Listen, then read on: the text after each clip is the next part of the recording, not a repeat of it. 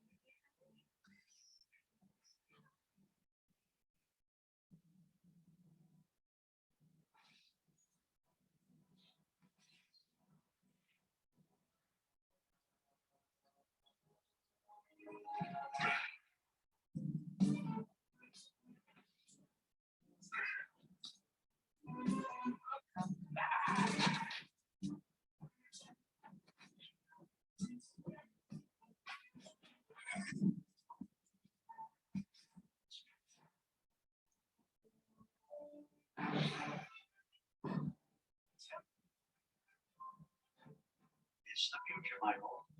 I'm not Michael. Oh, don't worry, he calls everyone Michael.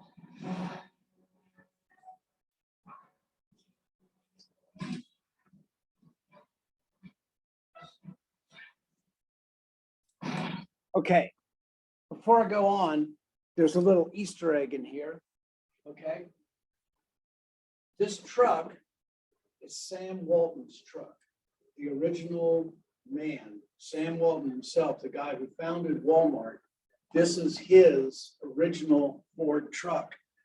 So it's kind of cool they put an Easter egg in like that in this commercial. I believe that truck is still out in front of Walmart because it's interesting. 1963 was a red letter year because that was the year that Walmart was started, Kmart was started, and Target was started, all in the same year. Kind of interesting. So what makes this commercial so interesting to me and really fascinating is the signaling that they're doing with the particular vehicles and even the song in this. So the song is Gary Newman Gary Newman. It's called Cars, all right, which is kind of appropriate. But if you look at the vehicles in here, so you have Knight Rider, you had the Flintstones car, you had Jurassic Park, you had all of those, and it's very much 80s and 90s in the signaling. And I find it interesting and fascinating because it's telling you exactly the people that are going to use the pickup service or who they're wanting you to. And just by looking at it, right away, what you can think of is that this service are for those individuals who have kids that you don't want to get out of the car, that you just want to be able to drive up, have somebody put it in the vehicle, and then go off. And that's great because that's ultimately what this commercial is all about. It's not looking to try to get everybody to use the service. It's looking at a particular group, a unique group of individuals. So if we were to look at Walmart, and I've given them bumps and bruises, and I'm also willing to give them praise at the same time. If you look at the kinds of ways that you can buy from Walmart, or get deliveries from Walmart, you can go in the store and go out the store. strictly brick and mortar situation. You can buy online and be delivered at home. You can buy online, pick up in store.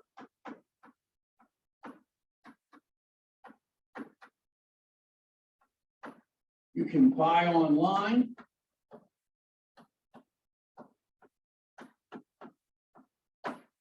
and you can have drive-up, which is what this is.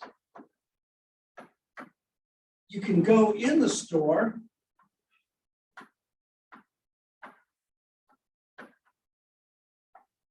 and have it delivered to your home.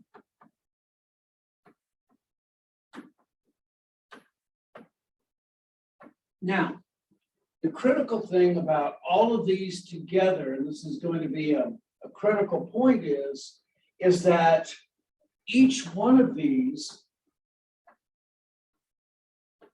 is a different market segment from each other. Walmart is not trying to get one single consumer to use 5 different options. They're looking at 5 different groups of consumers, and they're trying to find as many ways as possible to be able to get them in. Now, the interesting thing is that this one here, Walmart, or let's just say retail stores in general, have had a great concern over the last 3 or 4 years, because with the advent and the massive increase of buying online and shipping home, is that there was a great fear that retailing may go out forever. We do know this, Jag Chef talks about marketing as context driven. In other words, as consumers change, marketing changes as well. And this actually has been a phenomenon that has grown by itself, and it has grown dramatically. This buy online, pick up in store is known as BOPIS. It's either pronounced BOPIS or BOP, whichever you want to do. Buy online, pick up in store has increased dramatically to the point where almost 1/4 to 1 out of every 5 sales is driven by buying it online and picking it up in the store. And what happens is that the online purchase happens, someone who works for the store grabs those items and puts them into a unique location, or they put them in the stack inside of Walmart. Now, it has a difficulty. It means that one single employee for Walmart, if it's just Walmart, has to go out there, has to pull those items and put it in a different location. And it reduces the profit by about 10 to 15% on that item. However, Walmart and other smart retailers are recognizing the fact is that consumers are returning to the stores and they're actually looking at the goods. And so what Walmart does now is, and other stores have as well, is that when you come to pick up the goods, there are many times a coupon that will allow you to have another 10% off for any other store purchases as well. So rather than running away from it, they've embraced it, and it's been kind of like another interesting change. So all of those 5 different ways are not to chase a single customer with 5 different other ways to deliver, but 5 different customer segments. Each one of those customer segments, in one way or another, needs to be satisfied, and the satisfaction comes basically in how we deliver those goods. So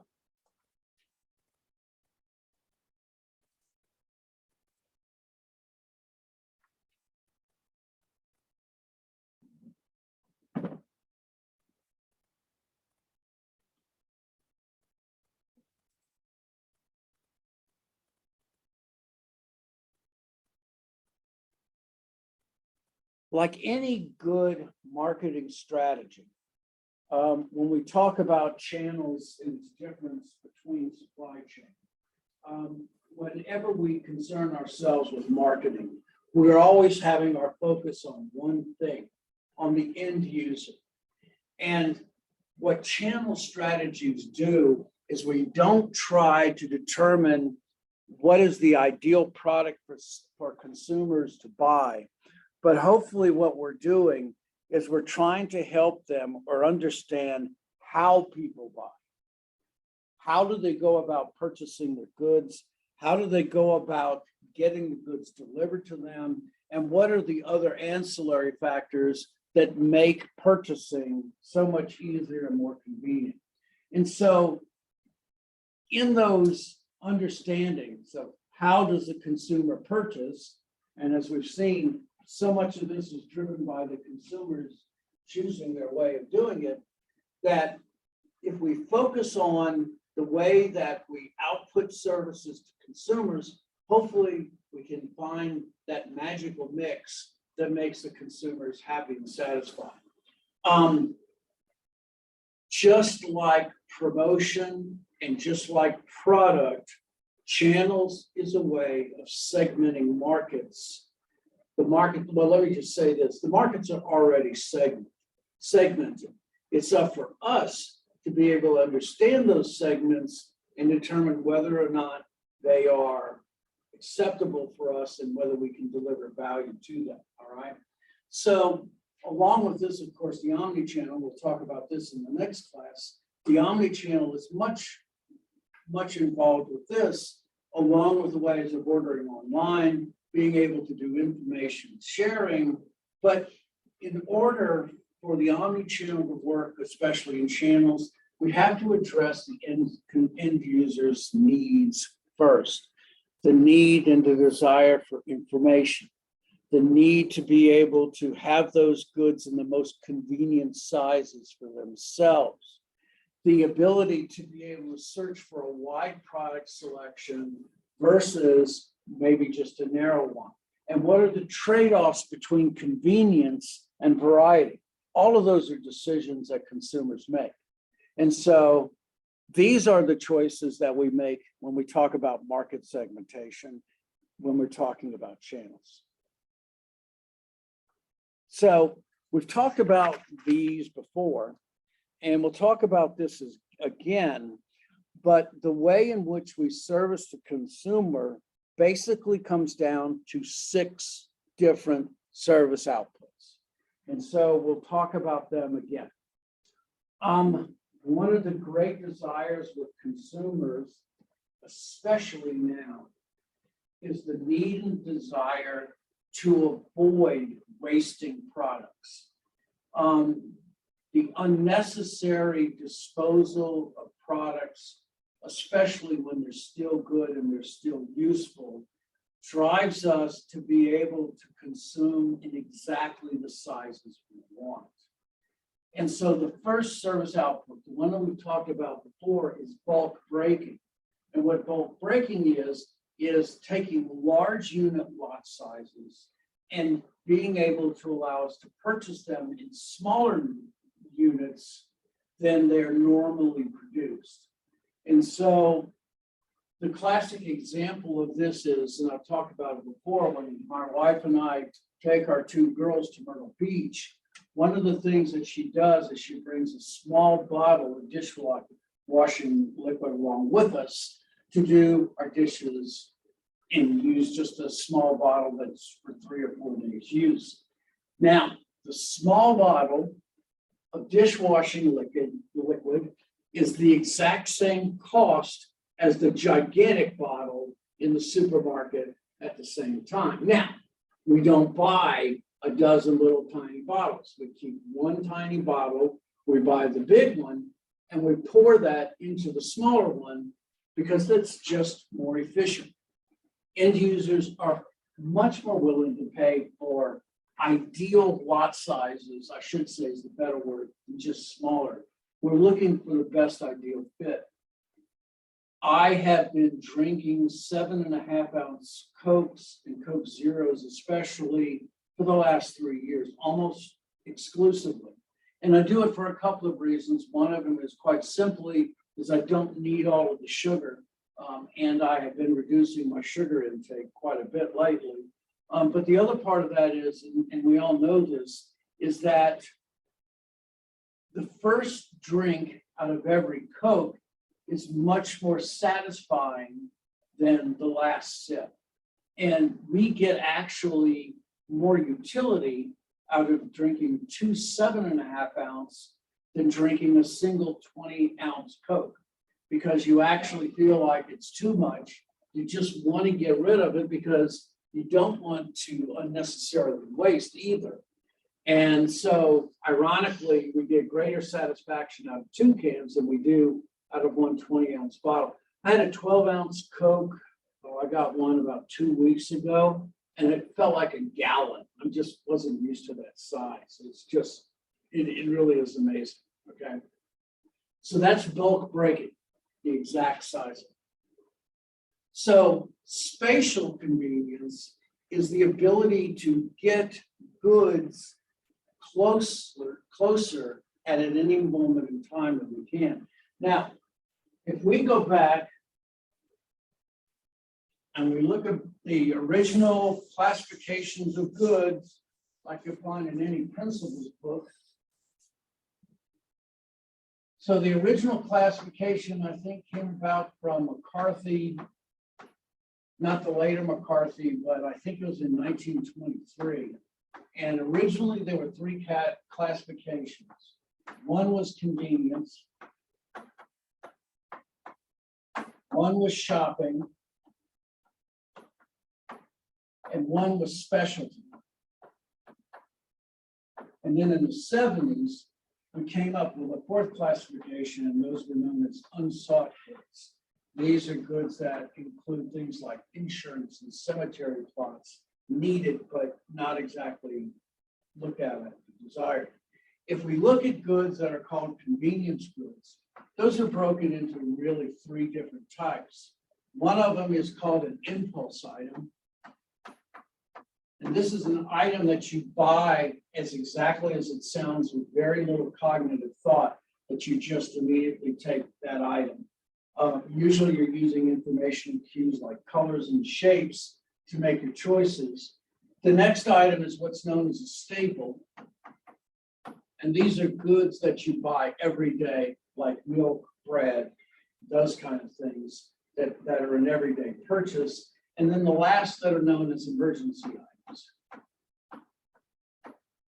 And emergency items are those goods that are required on very short notice, which you do very little shopping in. An example would be umbrellas, anything that has to do with weather or needed in an emergency situation. Interesting, I was going to a convenience store. I had to stop when I was going to see my dad last year, and I just went into the convenience store during a rainstorm, and of all things, they had umbrellas there. I couldn't believe it, but it's a perfect thing for a convenience store. So when you're talking about spatial convenience, especially when it comes down to reducing transportation and search costs, we're generally talking about convenience items. Now, it doesn't mean that spatial convenience isn't important for shopping items, but generally, if we're talking about that, we're talking about stores that usually cluster together. And so there's no wonder why, if we're talking about shopping for a vehicle, when you shop for a vehicle, you're more likely to find automobile dealerships clustered around each other in an area of a mile or so, as an example. Because in order for automobiles to be sold, they need to be in a location where you can do some comparisons. And so one of the things that you have to decide, or did decide on your position paper, is to determine how you thought of a autonomous vehicle, whether you considered them to be close enough like automobiles so that they need comparison in order to be sold, or whether you thought of them as being unique and special, and how you went and back that up. So spatial convenience isn't just for convenience items, but they are majority like that.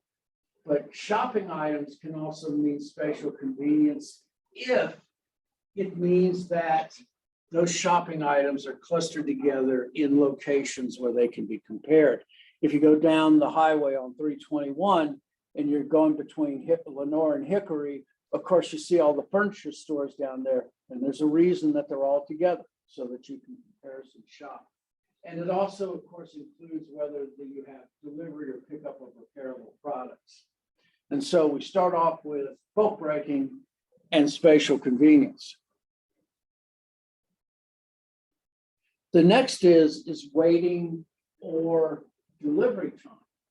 Now, the truth is that as far as waiting and delivery time goes, waiting time is not a concern, especially when it is the first original purchase of an item. And so the very first automobile I actually paid for with my own money, a new automobile, was in 1984. I bought a Mustang, and it was a 2.8 liter 4-cylinder standard 5 on the floor.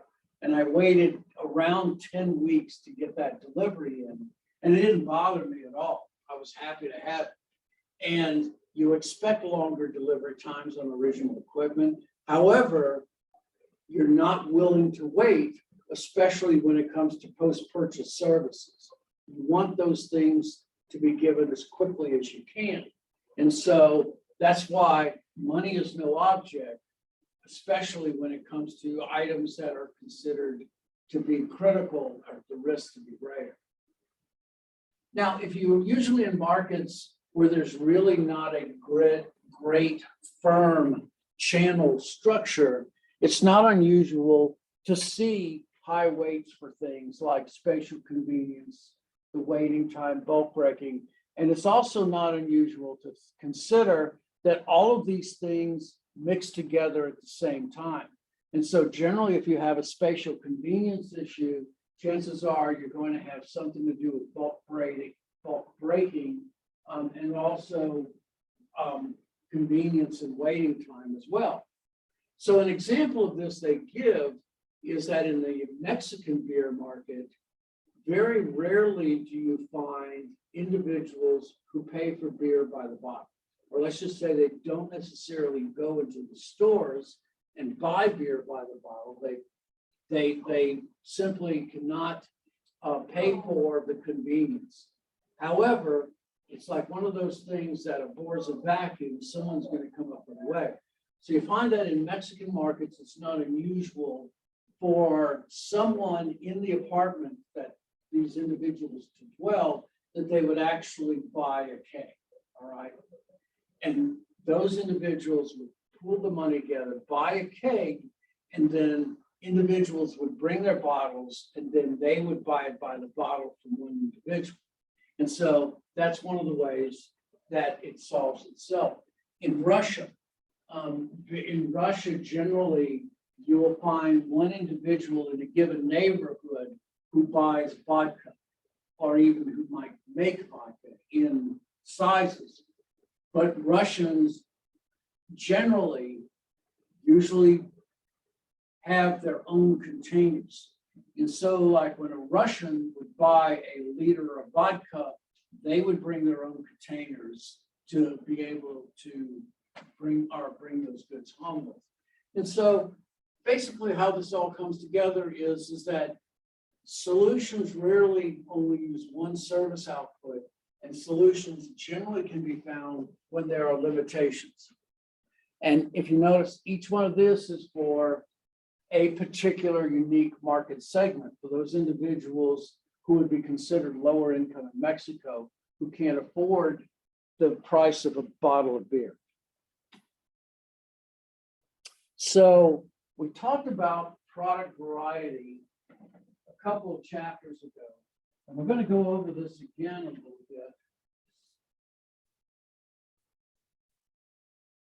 And so the general rule of thumb, when we talk about product variety, is that variety in the store will generally cost more. And so variety is considered the width, all right?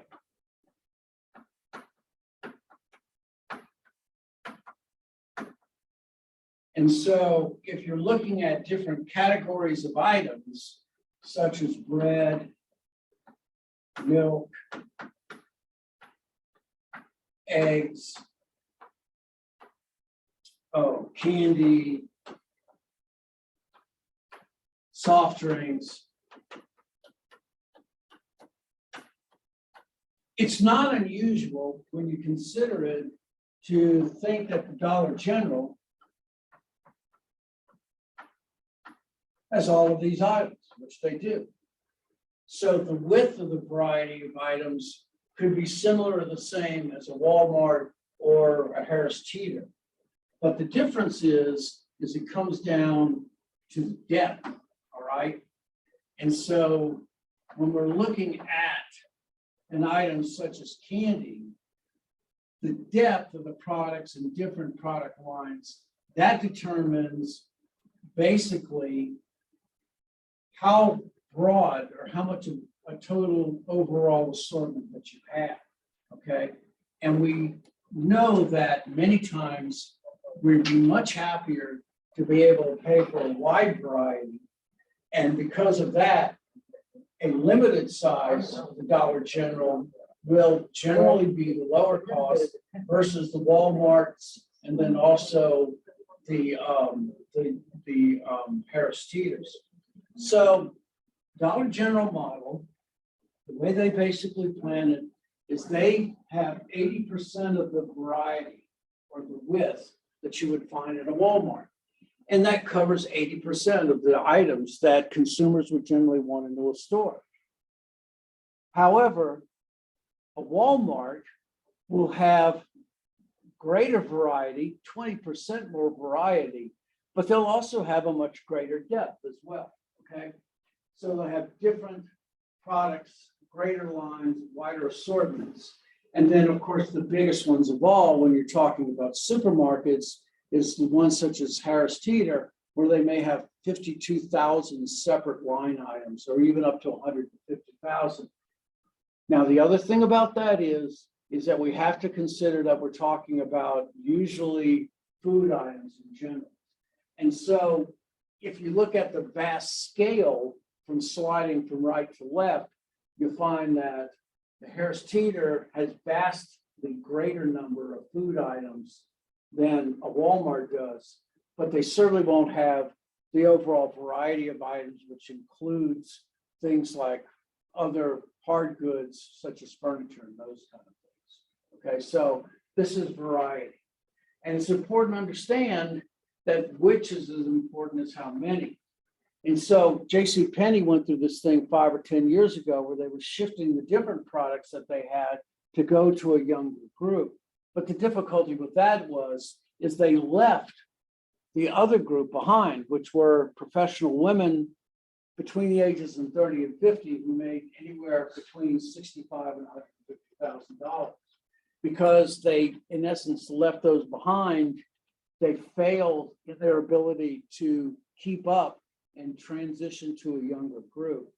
Hot Topic is unique because in terms of variety and assortment for them, they have a very narrow one. Their group is more concerned with fads.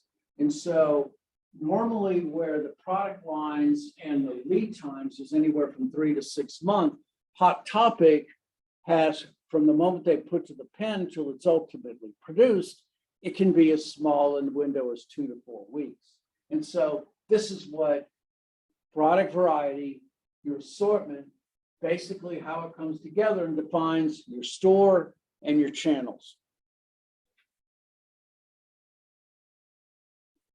And so customer service is one of those particular items that can redefine you as being better than another store who has the same items that you do.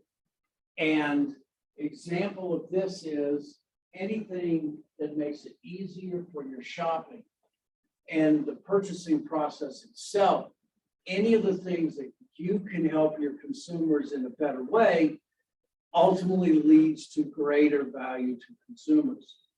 So it's not just the retail outlet, it's the service and the enjoyment that goes along with it as well. So an example that they give is that cable TV or cable in general has always been what they would consider to be very poor service, except for DirecTV. DirecTV has a pretty high customer satisfaction. And one of the reasons why is they treat their employees pretty good. So if you're an employee for DirecTV and you are in customer service, one of the things that they give you is they give you every single channel that DirecTV has. And so you help with them or they help you because they've already had experiences with the products that you've had as well. So that helps enormously. Walmart's customer satisfaction went up, was it 2018, went from 71% to 81% in 1 year. And the way that they did that was they gave all 2.4 million employees a pay raise. And I thought that was brilliant. And so the customer service that Walmart had increased. It's still not the best, but all of that basically meant that to have happy customers, you have happy employees. And finally, what has to be remembered, of course, is that the customer service has to be tailored to the end users, to the individuals that desire that. So let me kind of give you an idea of what I mean. So let's see.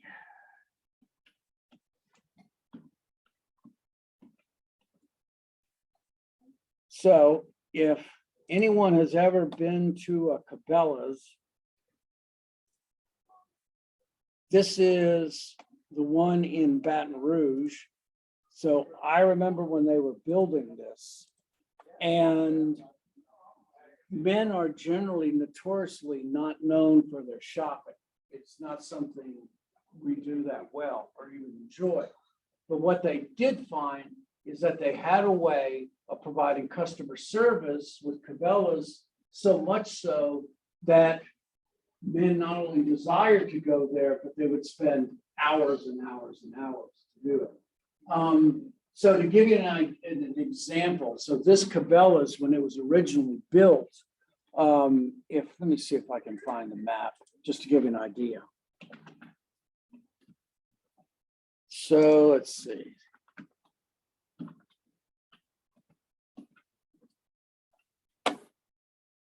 So when Cabela's was originally built, if you notice this funky little lake that they've got here right next to I-12, they actually built a 3-acre lake. And so you can go to the Cabela's, and if you see a boat there that you want to use, you can actually climb in that boat and try it out on their 3-acre lake, believe it or not. If you go to Cabela's here, in terms of like demonstrations, they will, and I've seen it before, they have this gigantic tank that's like in the middle of the grand entranceway, and it has bass in it. And so you can actually, there's a guy up there, he'll show you how to catch bass. You can see it through this clear tank with all those bass there, show you the best way to pull it, and it is brilliant, okay? In terms of customer service and also information, it's like nothing else, and it's why Cabela's and Bass Pro Shops have done and have been as successful as they are. Just amazing. Okay.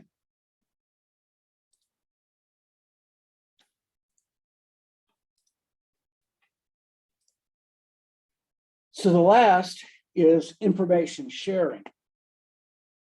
And someone like myself who obsesses over the specifics and the details, I love this particular part because I have something that's called a need for cognition, which means I like to think a lot.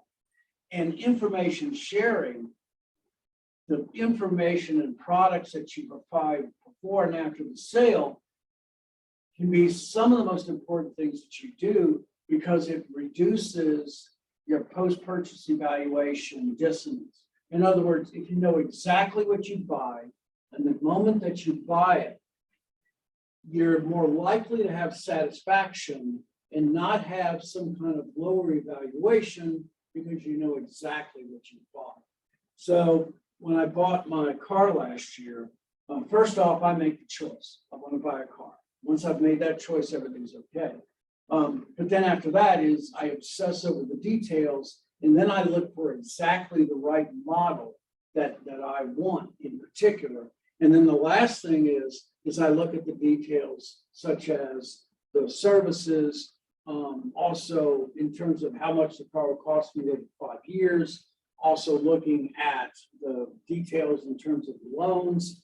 Those are all of the things that I obsess over, and I've got enormous satisfaction by the information that's on the internet. There's also a concept known as solutions retailing, which is a great selling point if you're not a salesperson. And so what I mean by that is that if you're giving away information and the information is not information that is important for you to continue or to give away before you make a sale, you can find that sharing that information actually adds a certain amount of reciprocity. Consumers will want to give something back if you give them something first. And so if you go to Lowe's, it used to be when you go in, there was a chalkboard on the right-hand side. They're still there, but they haven't started them back yet.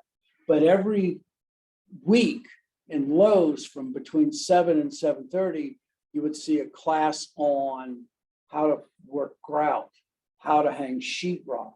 Those are examples of solution retailing. Microsoft and HP got together and they put their experience centers together where they actually show fixed solutions to your problems. And that is another example of selling without necessarily selling. When I ran a computer store, when I was a manager of a computer store in Lafayette, we had a contract with Hewlett Packard and we sold their E-size plotters. But we connected that also with computer-aided design packages and a whole setup with another consultant. And it was a great way of being able to sell without necessarily selling. Now, the last thing I'm going to leave you with today is the one thing that isn't part of the service outputs. What's the one thing I haven't mentioned is price. Price is not a service output in and of itself, but it is important because it is the cost of the products and the service outputs, and it's what consumers use to measure whether or not their purchase was satisfactory or exceptional. And so pricing is not a service output, probably a test question, but it is important ultimately when you're making your decisions about what you're needing to purchase. Okay, we're done for Thursday. I will go ahead and finish grading all the stuff. Hopefully you'll have it all done by Monday. Have a great weekend and watch out for the snow, whatever there is. Have a good weekend. You too. Have a good one.